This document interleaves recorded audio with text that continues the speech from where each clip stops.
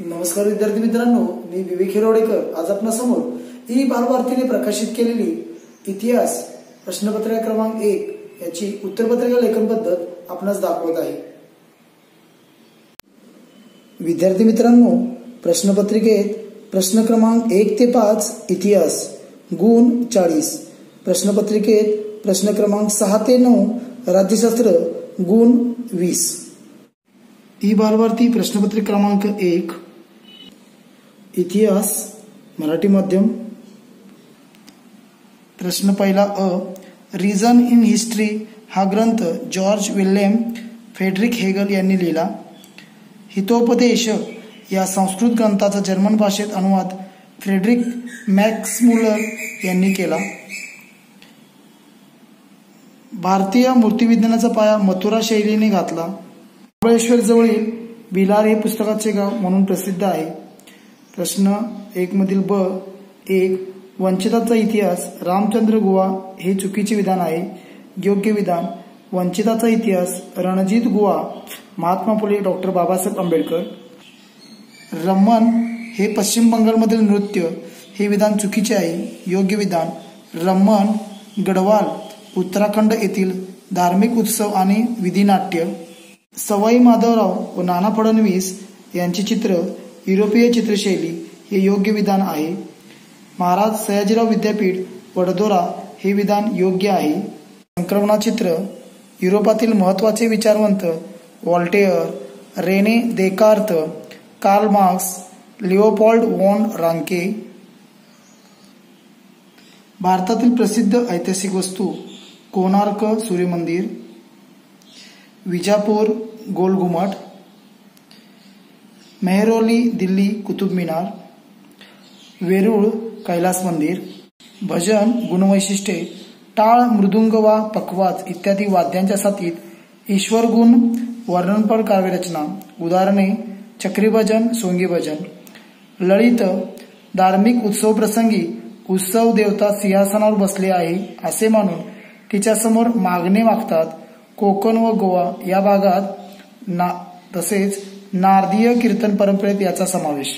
वर्तमानपत्राचे स्वातंत्र्य संग्रामातील कार्य 1.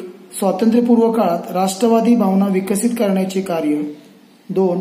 केसरी, मराठा, ज्ञानोदय, दर्पण ही वर्तमानपत्रे स्वातंत्र्य आंदोलनास प्रेरणादायी। 3. सामाजिक, धार्मिक, राजकीय चळवळींना पाठिंबा देऊन तत्कालीन प्रश्नांना वाचा। प्रभाकर वर्तमानपत्रातून फ्रेंचांचा बंडाचा इतिहास भारतीय स्वातंत्र्यासाठी प्रेरणादायी।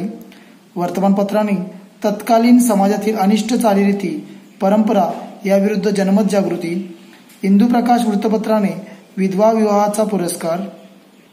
सरस्वती महाल ग्रंथालय तामिळनाडूतील तंजावर येथील इसवी सनाच्या 16व्या-17व्या शतकातील नायक राज्याच्या काळात बांधकाम।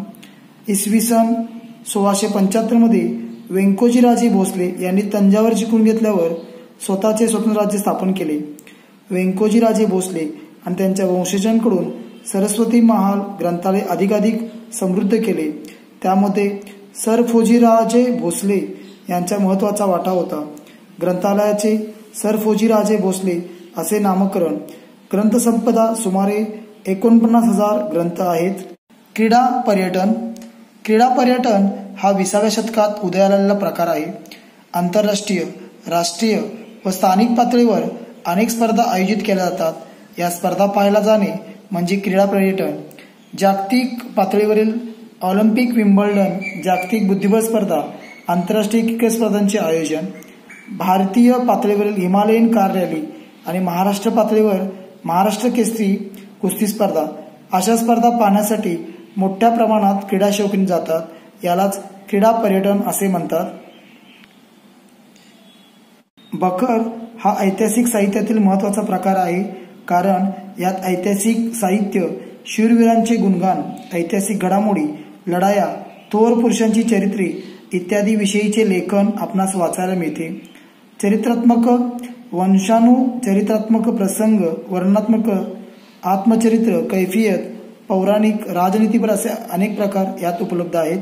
सभासद बखर, भाऊसाहेबांची बखर, पानिपतची बखर इत्यादी महत्त्वाची उदाहरणे आहेत। जागतिक वारशांच्या पदास पात्र ठरणारी स्थळे, परंपरा यांची यादी युनेस्कोद्वारे जाहीर केली जाते, कारण मानवी पिढ्यांच्या हितासाठी वारशाचे जतन आवश्यक आहे. नामशेष होण्याच्या मार्गावरील सांस्कृतिक आणि नैसर्गिक स्थळे यांचे जतन व संवर्धन व्हावे या हेतूने युनेस्को या जागतिक संघटनेने काही दिशादर्शक तत्वे जाहीर केली आहेत. त्या आधारे जागतिक वारशांच्या पदास पात्र ठरणारी स्थळे, परंपरा याची यादी जाहीर केली जाते. वर्तमानपत्रांना इतिहास या विषयाची आवश्यकता असते, कारण वर्तमानपत्रांना रोजच्या रोज ताज्या बातम्या वाचकांपर्यंत पोहोचवायच्या असतात. हे काम करताना मागची बातमी सांगावी लागते. यास्तव भूतकाळात तशाच स्वरूपाची एखादी घटना इतरत्र घडली असल्यास वर्तमानपत्रे ती बातमी चौकट देऊन छापतात. तेव्हा वाचकाला जादा माहिती मिळते आणि घटनेच्या मुळापर्यंत जाता येते. भूतकाळाच्या पार्श्वभूमीवर वर्तमान कळण्यास आपणास मदत होते.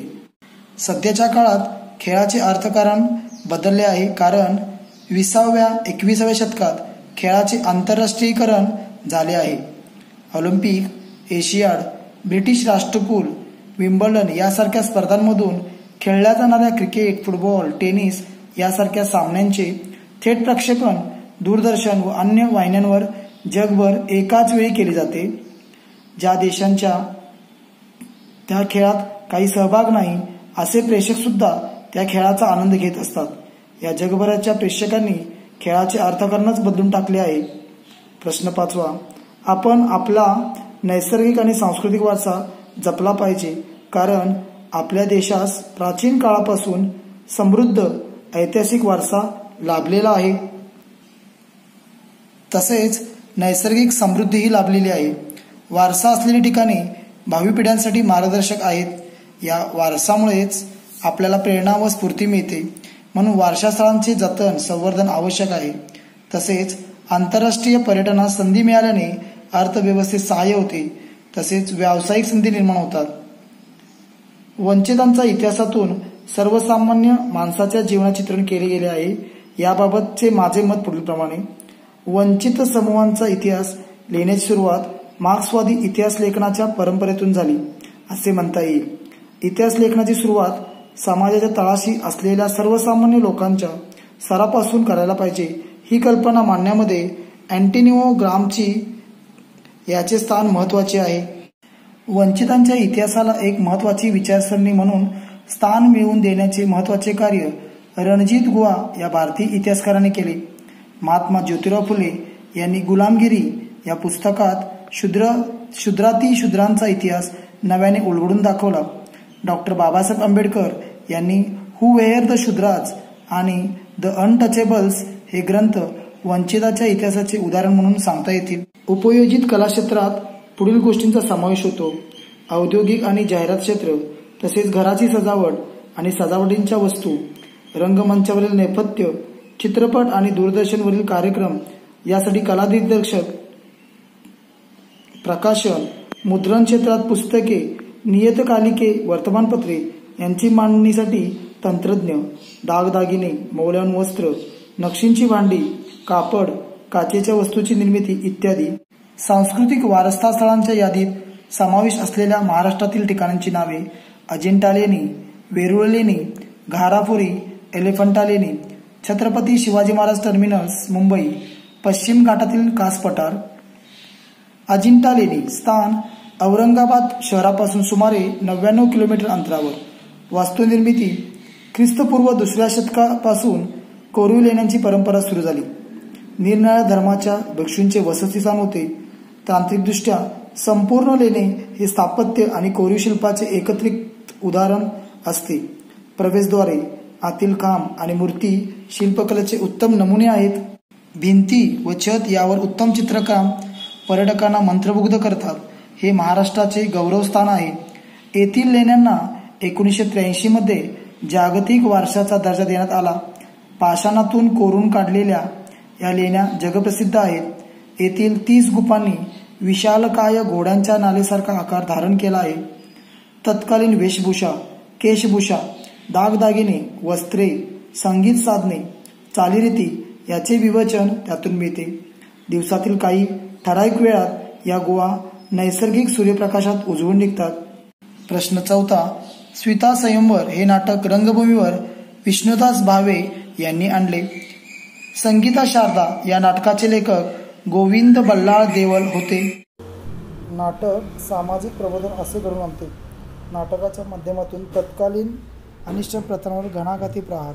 संगीत शारदामधून जरठकुमारी विवाह प्रथेवर मार्मिक टीका. कार्ल मार्क्स यांचा वर्ग सिद्धांत. इतिहास हा अमूर्त कल्पनांचा नसून जिवंत माणसांचा असतो. माणसांमधील नातेसंबंध त्यांच्या मूलभूत गरजा भागवण्यासाठी उपलब्ध असलेल्या उत्पादन साधनांच्या स्वरूपावर व मालकीवर अवलंबून असतात. उत्पादन साधनांचे असमान वाटप करून ज्या वर्गाच्या ताब्यात उत्पादन साधने असतात ते इतर वर्गाचे आर्थिक शोषण करतात. समाजाची वर्गावर आधारित विषम विभागणी होऊन वर्गसंघ निर्माण होतो. मैदानी आणि बैठे खेळ. मैदानी खेळाचे दोन प्रकार: देशी मैदानी खेळ, विदेशी मैदानी खेळ.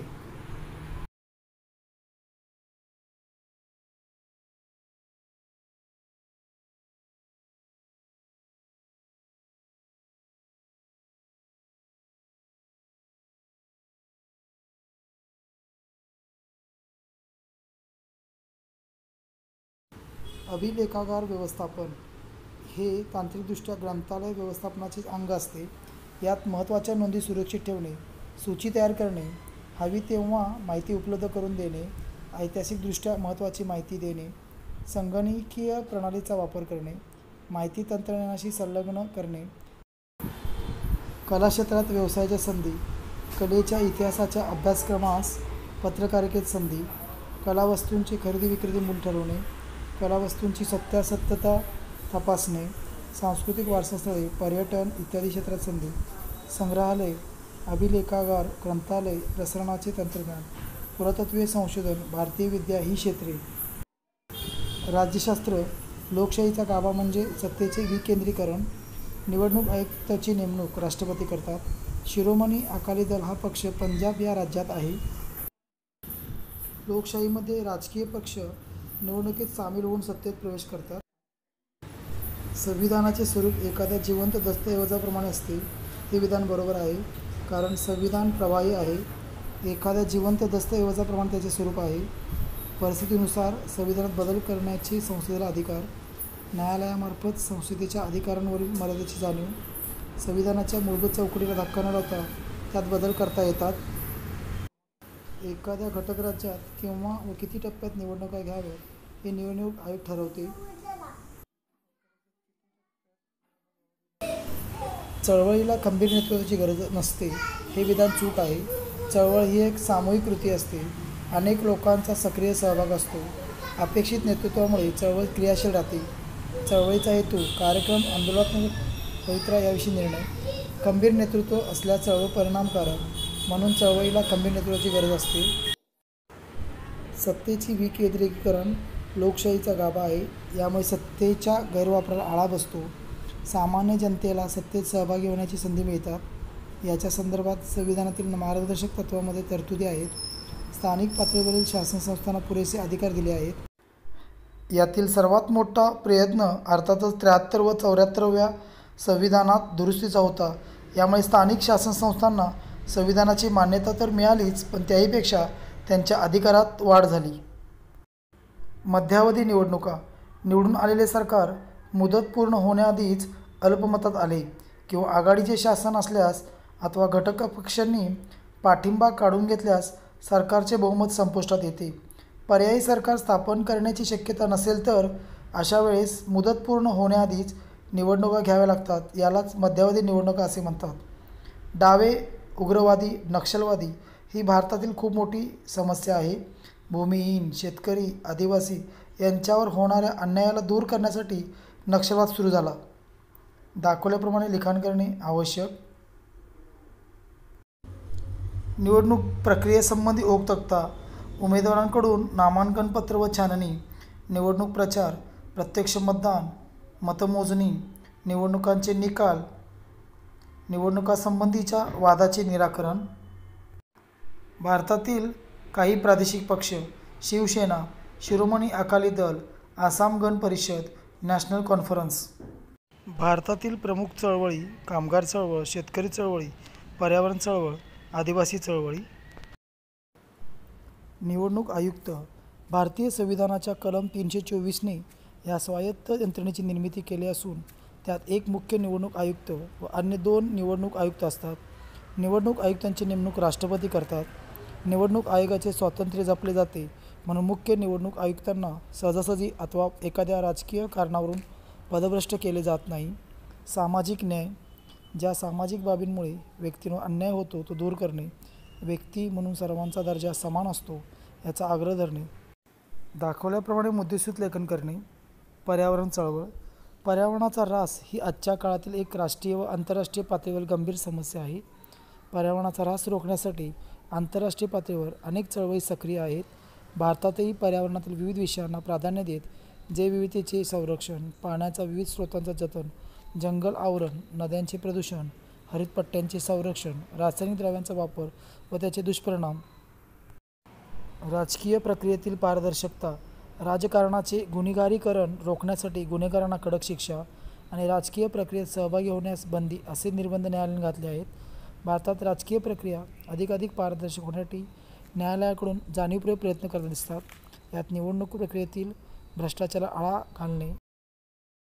परीक्षेत घवघवीत यश संपादन करून देण्यात हा व्हिडिओ नक्कीच उत्तम मार्गदर्शन ठरेल असा मला विश्वास वाटतो. विद्यार्थी मित्रांनो, पुढील नोटिफिकेशन मिळवण्यासाठी लाईक, सबस्क्राईब तसेच बेल आयकॉनवर क्लिक करा. यशवंत व्हा, कीर्तिवंत व्हा. तुमच्या पुढील वाटचालीस मनपूर्वक शुभेच्छा.